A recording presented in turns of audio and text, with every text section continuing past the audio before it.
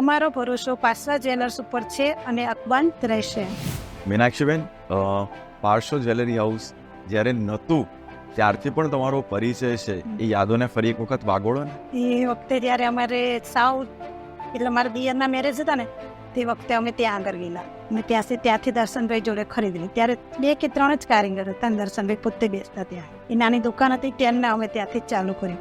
તો તમારે જ્યારે આવશ્યકતા હતી, એકદમ કટોકટીની પરિસ્થિતિ હતી, એની અંદર પણ દર્શનભાઈ તમારી પડખે છેક પોતે જાતે ગાડી લઈને અમને ત્યાં આપવા આવ્યા. એ જ્યારે આટલું બધું એ હંમેશા પડખે રહેતા હોય, બીજે હવે કઈ રીતના આપણે મદદરૂપ થયું છે પાર્શ્વ જ્વેલરી હાઉસ અથવા દર્શનભાઈ? બસ ત્યારે પણ જરૂર હોય, જ્યારે નોટબંધી થઈ ત્યારે પણ એમને અમને ઘણી બધી મદદ કરી હતી.